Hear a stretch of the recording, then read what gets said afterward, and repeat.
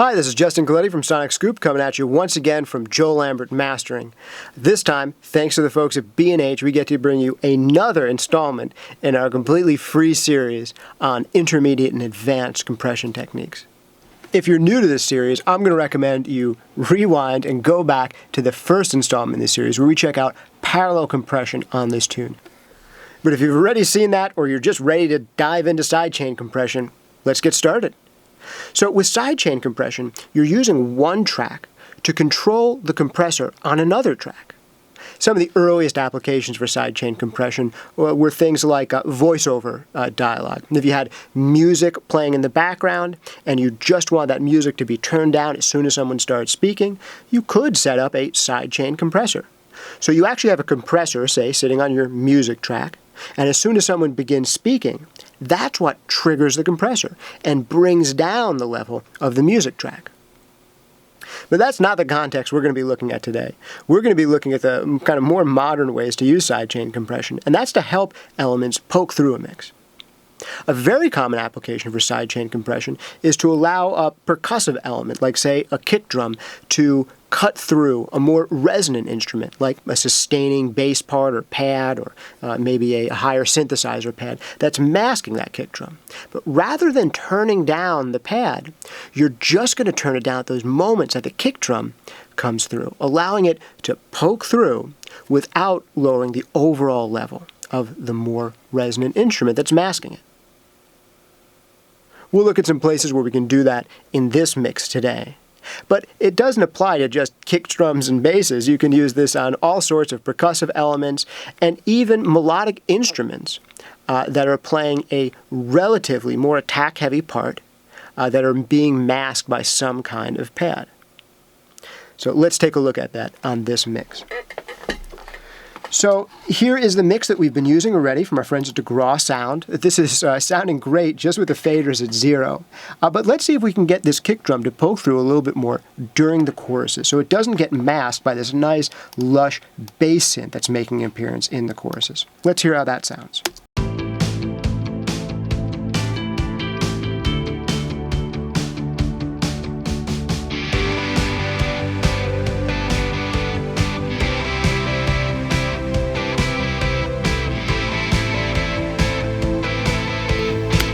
Pretty cool, but let's see if we can get that kick drum to poke through without even touching the kick drum, and instead trying to bring down the level of our bass synth and maybe our bass, which may be masking it. So I'm going to put a basic stock compressor onto our bass synth. We're here in our dynamics. Let's go to our Dynamics 3 compressor and limiter, which is built into Pro Tools. And now we're going to go over here to our sidechain. And we're going to click this key button. This turns on our sidechain compressor, and it looks for a key input from another track. Over here where this key symbol is, I'm going to tell it to look for signal from bus 1. Great. So now whatever instrument we send to bus 1 is what's going to trigger this compressor. Now all we've got to do is make sure our kick drum is the thing that's triggering that compressor. So let's set up a send on our kick drum and send that out bus 1. So I've got my kick drum track here. I'm going to make sure that my edit window shows me my sends. And let's add a send here, out bus 1. Cool. So let's jack it up all the way here.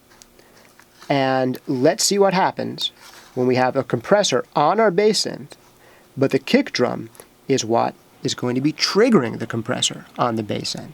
Remember, this compressor is not looking at the bass synth at all for its cues on when to compress. It's just looking at the kick drum. We've done this by turning on the sidechain and setting the sidechain input to be bus 1.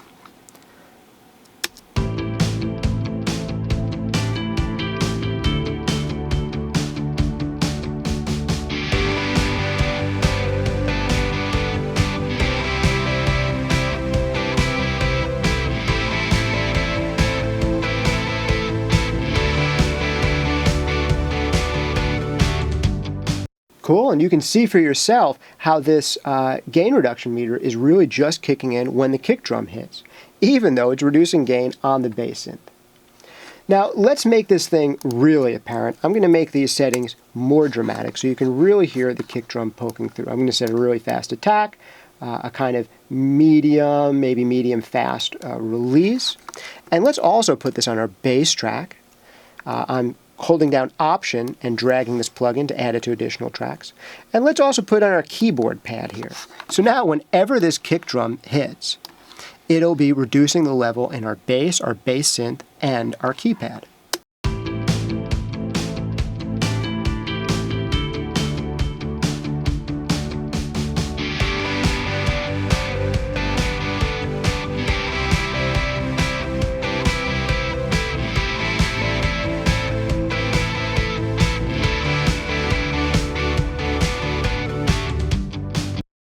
Cool. Now let's hear it without and with the sidechain compression.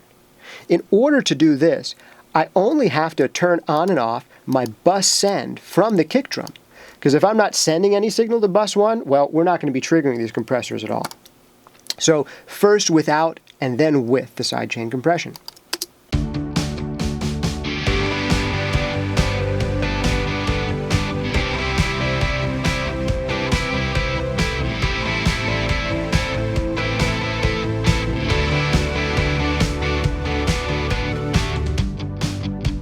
Are you hearing that difference? To make it a little more dramatic, I can juice up just how much send I'm doing to the compressors.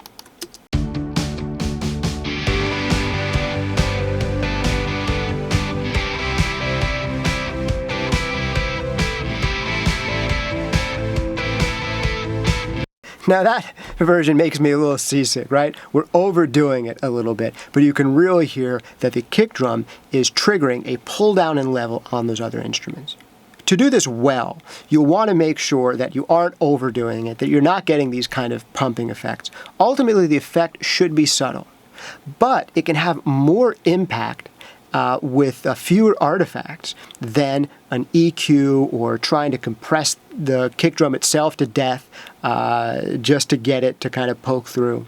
By using sidechain compression in a subtle way, you can allow percussive elements to poke through more resonant ones with a minimum of artifact.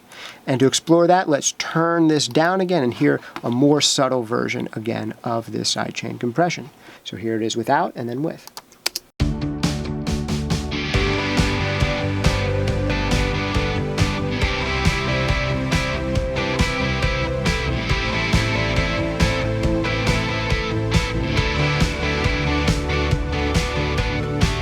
You hear how we're getting a lot more level and sense of loudness off of that kick drum without even raising the volume of the kick drum, without even any EQ.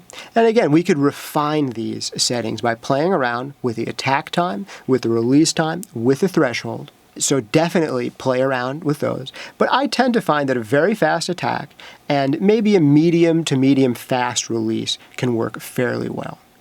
You'll want to time that release so that it complements the sustain of the percussive instrument and so that you're minimizing pumping and breathing. But that's a setting to play around with a little bit.